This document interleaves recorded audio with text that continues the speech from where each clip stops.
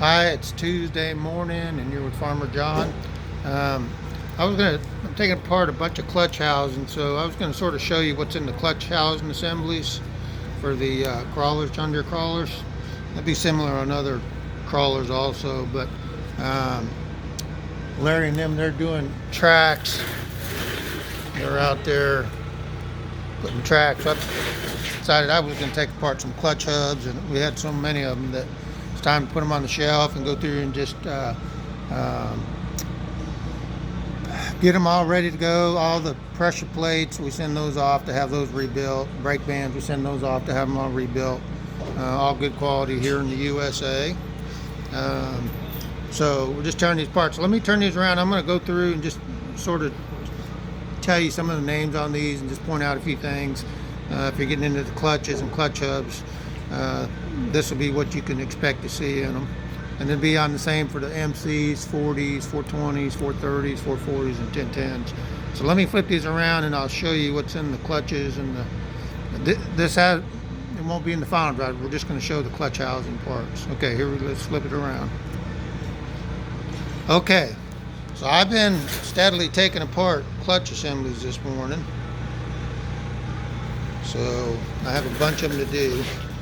So basically, I'm going to show you the way these would be in the crawler. You got two brake drums, which you see on the outside. You got the final drive shafts, which are in the middle. And then you got, well, I should say those are the transmission drive shafts.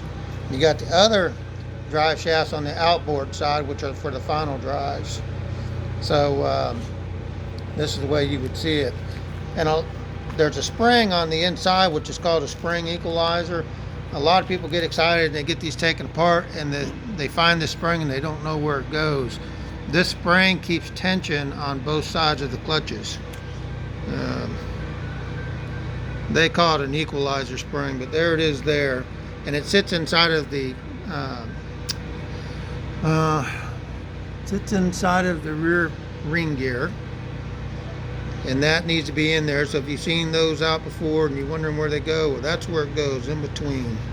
So I just set it there on the ground so you can see it. Okay, so you got your pressure plates on both sides.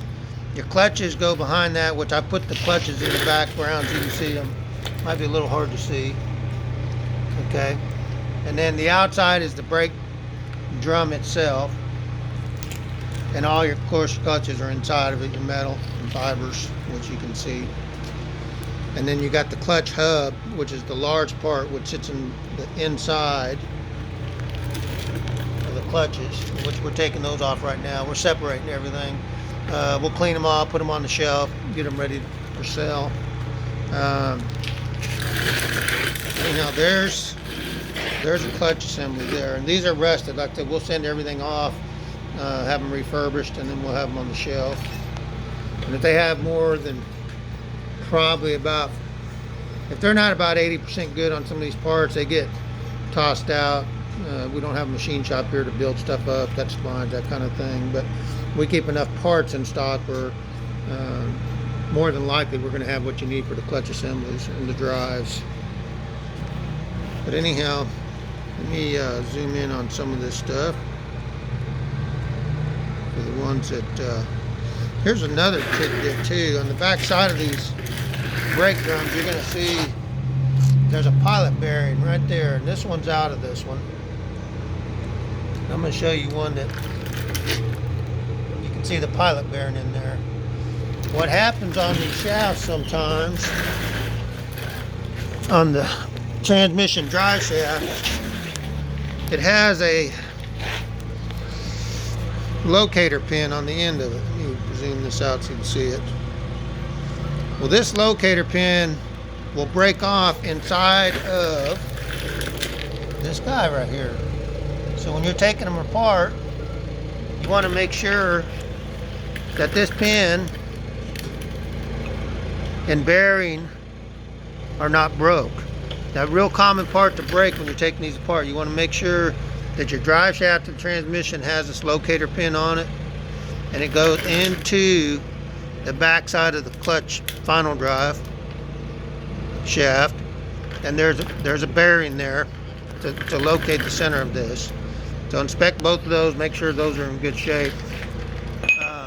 I just thought this would be interesting for you guys working on your clutches or final drives. We do have new clutch disc, all the metal, friction. We carry the drive shafts. We carry all the pilot bearings, and the rebuild kits for the clutch kits for the MCs, 40s, 420, 430, 440, and the 1010s.